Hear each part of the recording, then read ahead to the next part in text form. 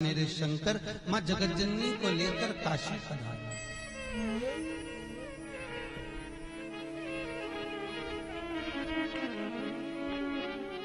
मां जगदम्बा को लेकर पधारा।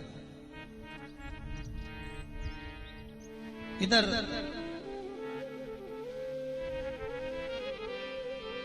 कैलाश के नजदीक में बहुला गाय अपने बेटे मनोरथ को दूध पिला रही। बहुला गाय का पुत्र मनोरथ दूध पी रहा।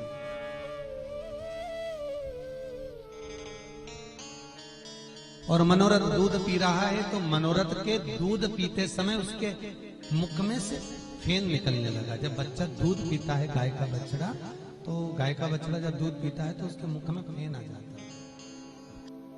जब वो गाय के बछड़े के मुख से फेन निकला, हवा चली और हवा चलते से ही वो फेन शंकर जी के ऊपर चला गया। और जैसे शंकर जी के ऊपर गया, भगवान शंकर को क्रोध आ गया और शिवजी त्रिशूल उठाकर बहुला गाय के पुत्र मनोरथ को मारने के लिए दौड़े।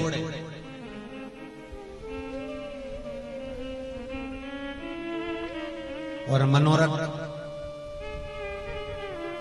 अपनी माता बहुला के पीछे जाकर छुप गया। बहुला गाय के पीछे मनोरथ छुपे। जैसे ही मनोरथ छुपे, बहुला को लगा भगवान भोलेनाथ मेरे पुत्र को मार देंगे। तो बहुला गाय को क्रोध आया और बहुला गाय ने तेज श्वास खींची और खींचते से भगवान शंकर को बहुला गाय अपने अंदर निगल गई। भगवान शिव को निगल गई।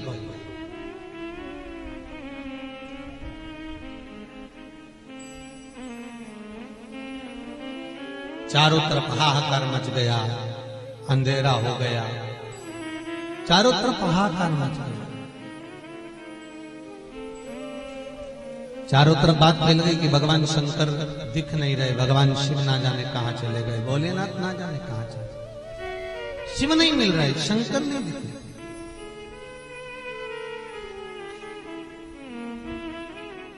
शिव ना जाने कहां चले गए, शंकर मिल गए। ढूंढ रहे बाबा। माता पार्वती जी को मालूम था कि भगवान शंकर को बहुला गाय निकल गई। माता पार्वती जी ने भगवान विष्णु से कहा, नारायण आप भगवान शंकर को इधर उधर ढूंढ रहे हो, बहुला गाय की स्तुति करिए। और जब आप बहुला गाय की स्तुति करेंगे तो बहुला गाय के उदर से भगवान शंकर वापिस प्रकट होंगे। माता पार्वती के कहने पर ब्रह्मा, विष्णु और देवी देवता सब ने स्तुति करी बहुला गाय की। बहुला गाय से कहा आप शंकर को प्रकट करिए। बहुला गाय कहती है, नारायण भगवान शंकर अगर प्रकट होंगे तो मेरे पुत्र को मारेंगे। भगवान विष्णु कहते हैं नहीं मारेंगे, आप इसको प्रकट करें। तब बहुला गाय ने नंदीश्वर के रूप में भगवान का एक अवतार प्रकट कर दिया। बहुला गाय के उदर से शंकर प्रकट हो गए। भगवान शंकर भगवान का एक नाम हो गया नंदीकेश्वर। शिव जी का नाम है नंदीकेश्वर। बोल नंदीकेश्वर भगवान की। शिव नंदीकेश्वर के रूप में प्रकट हो गए। भगवान शंकर ने कहा, बहुला तुम चिंता न करो, तुम्हारा पुत्र मनोरथ जिस दूध को पिया था उसका जो फेन मुझ पर उड़कर आया था, उसके कारण आपने मुझे अपने शरीर में प्रवेश किया है। मैं वर देता हूं बहुला, जब कोई गाय अपने बछड़े को दूध पिलाएगी, बछड़े के मुंह पर जो फेन आएगा, उसको कोई जीव जब शरीर के रोग में पड़ा होगा, किसी का शरीर अगर सफेद पड़ जाता है, कोई चमड़ी सफेद हो जाती है,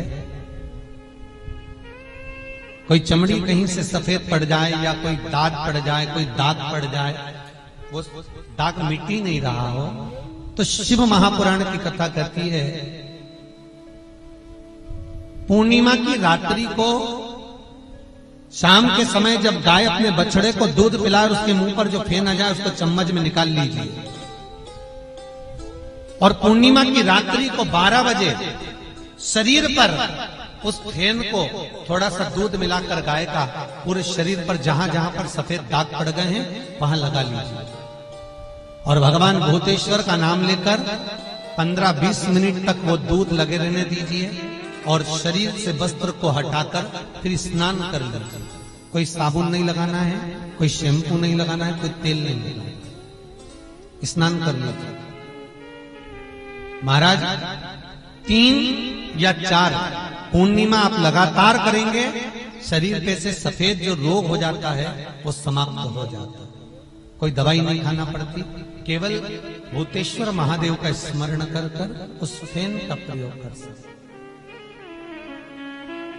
जो बच्चा माइंड से विकलांग हो, बुद्धि से कमजोर हो, जिसकी बुद्धि काम ना कर रही हो, पढ़ाई में चित्त नहीं लग रहा हो, खेलने में ज्यादा दिमाग लगता हो और पढ़ाई में ना लगता हो, या कोई माइंड से विकलांग हो, बुद्धि बिल्कुल काम ना कर रही हो, किसी की याददाश्त कमजोर हो गई हो, कुछ भी सामान रख दिया याद ही नहीं रहता हो, तो उसके लिए अमावस्या के दोपहर में 12 बजे गाय जब अपने बछड़े को दूध पिलाए, उसका फेन चम्मच पर निकालकर, जिसकी याददाश्त कमजोर हो, बुद्धि काम ना कर रही हो, विद्या में चित्त न लगता हो, उस व्यक्ति को मात्र 2 अमावस्या वो फेन पिला दिया जाए तो महाराज याददाश्त कभी नहीं जाती, विवेक पूर्ण तरह से काम करता है, बुद्धि पूर्ण तरह से काम करता है। भगवान शिव, भगवान शंकर ने बहुला को वर दिया, आनंद समाहित हो गया।